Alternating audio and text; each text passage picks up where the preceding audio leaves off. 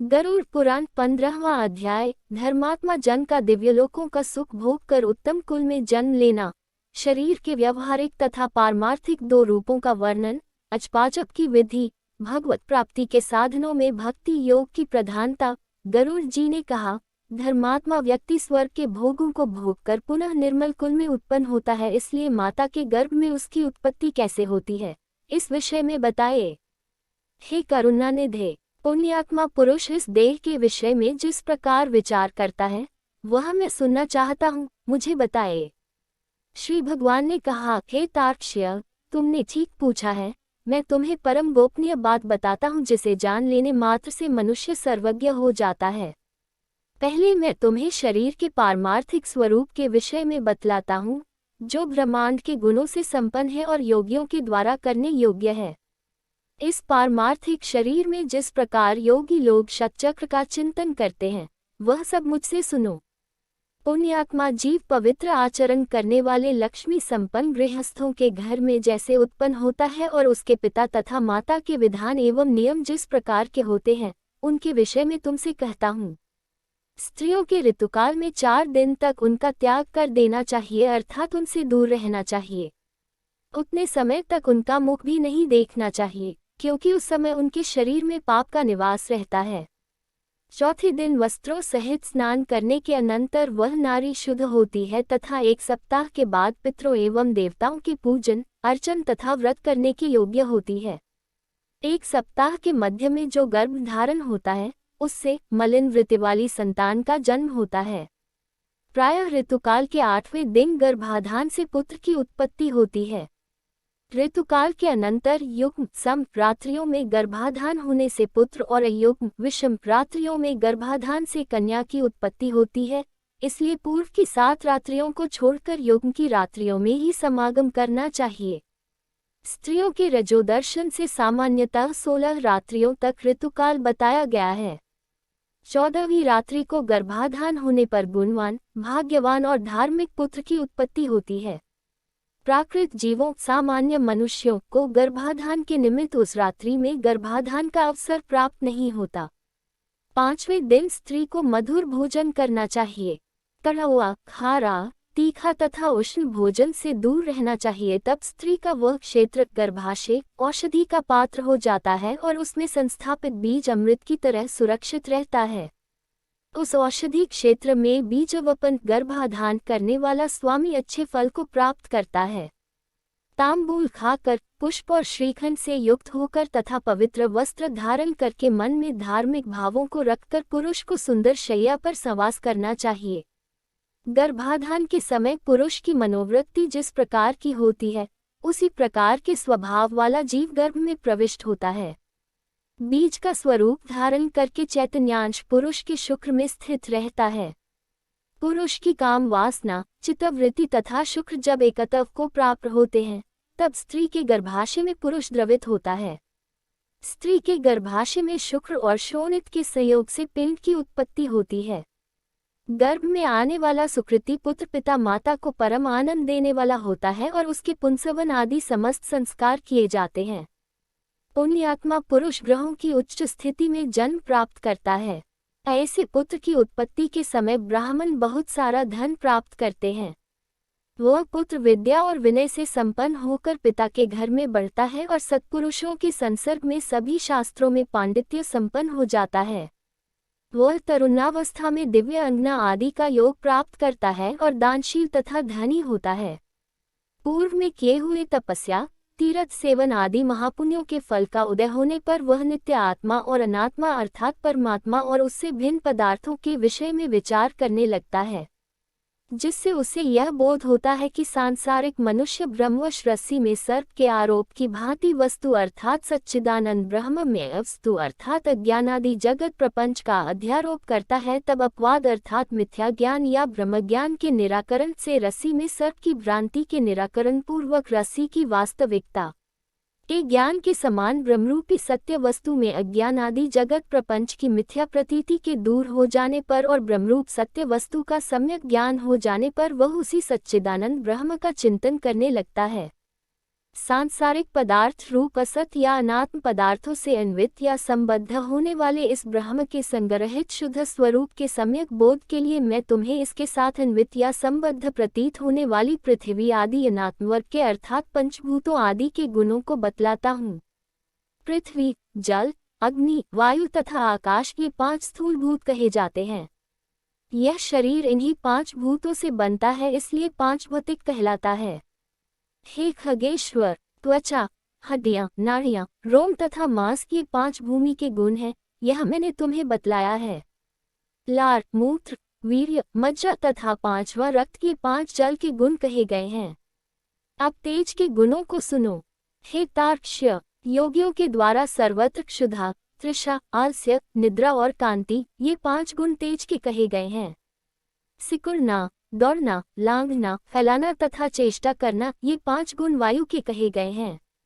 घोष, शब्द, छिद्र, गांभीर्य, श्रवण और सर्व संश्रयत समस्त तत्वों को आश्रय प्रदान करना ये 5 गुण तुम्हें प्रयत्नपूर्वक आकाश के जानने चाहिए। पूर्व जन्म के कर्मों से अधिवासित मन, बुद्धि, अहंकार और चित्त यह अंतःकरण चतुष्टय कहा जाता है।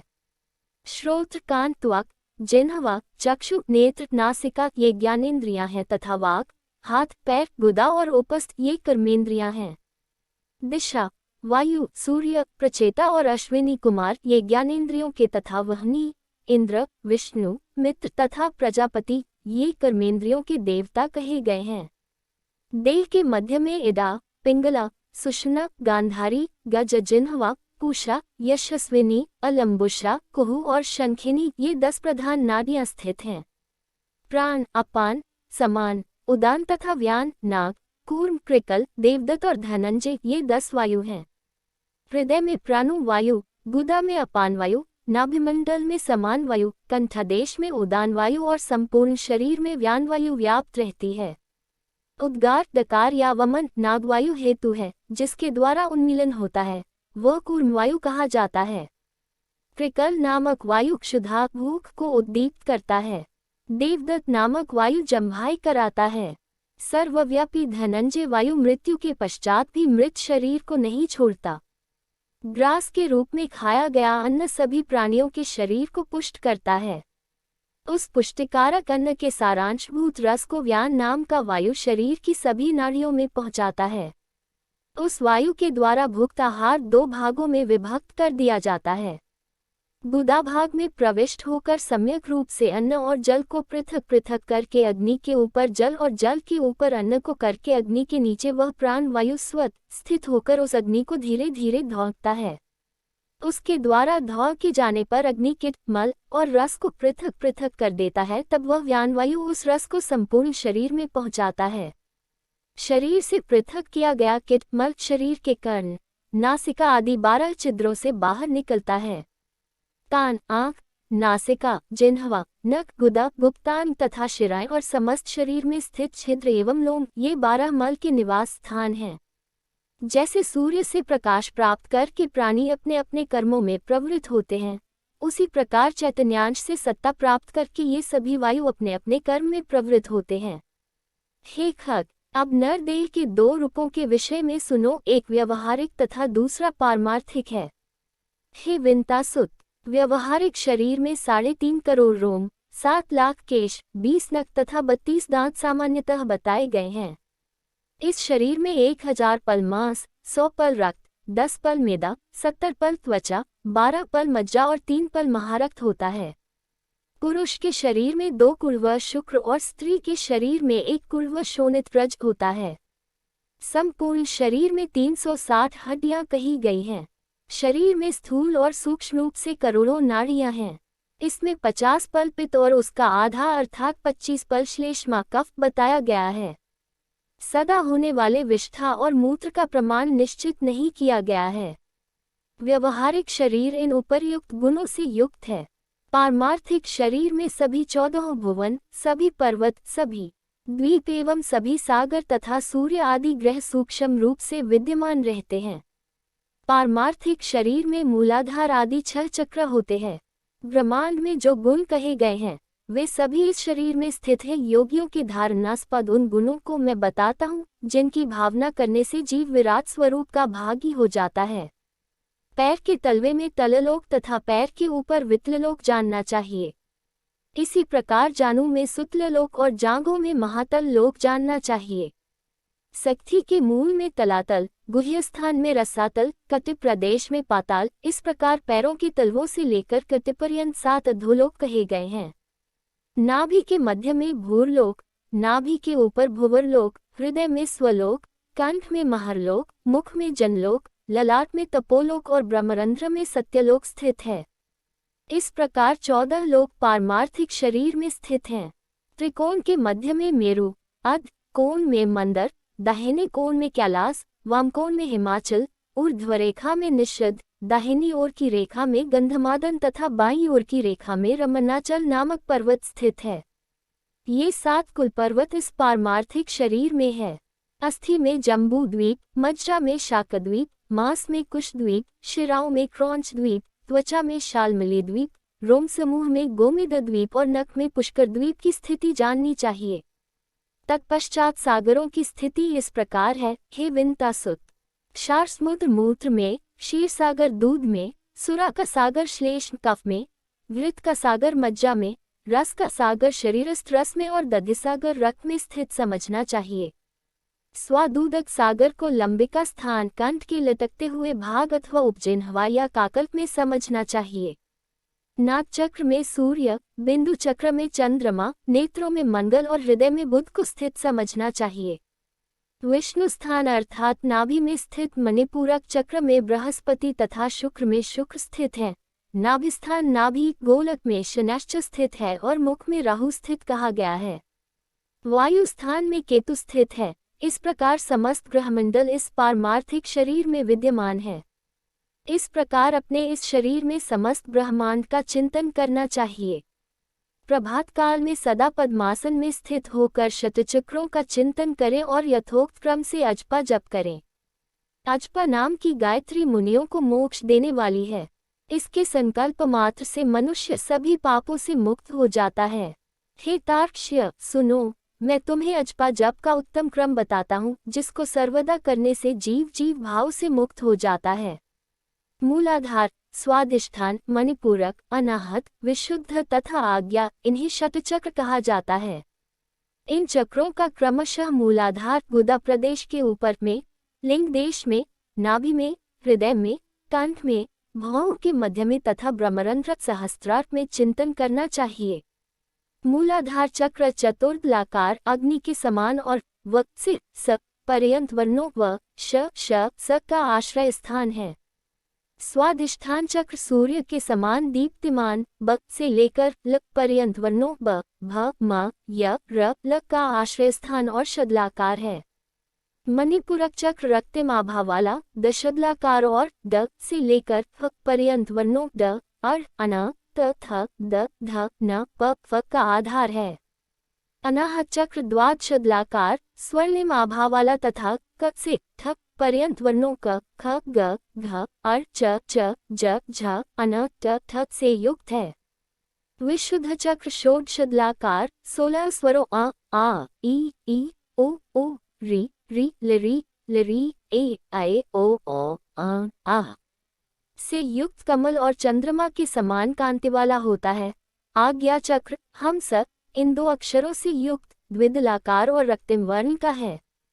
उसके ऊपर ब्रह्मरंध्र में देदीप्यमान सहस्रदल कमला चक्र है, जो कि सदा सत्यमय, आनंदमय, शिवमय, ज्योतिर्मय और शाश्वत है। इन चक्रों में क्रमशः गणेश, ब्रह्मा, विष्णु, शिव, जीवात्मा, गुरु तथा व्यापक परब्रह्म का चिंतन करना चाहिए। अर्थात मूलाधार चक्र में गणेश का, स्वाधिष्ठान चक्र में ब्रह्मा जी का, मणिपूरक चक्र में विष्णु का, अनाहत चक्र में शिव का, विशुद्ध चक्र में जीवात्मा का, आज्ञा चक्र में गुरु का और सहस्रार चक्र में सर्वव्यापी परब्रह्म का चिंतन करना चाहिए। विद्वानों ने एक दिन रात में 21,600 श्वासों की सूक्ष्म गति कही है।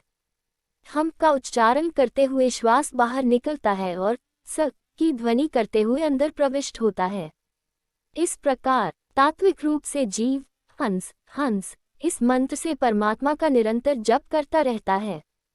जीव के द्वारा अहोरात्र में किए जाने वाले इस अजपा जप के 600 मंत्र गणेश के लिए, 6000 ब्रह्मा के लिए, 6000 विष्णु के लिए, 6000 शिव के लिए, 1000 जीवात्मा के लिए, 1000 गुरु के लिए और 1000 मंत्र जप चिदात्मा के लिए निवेदित करने चाहिए।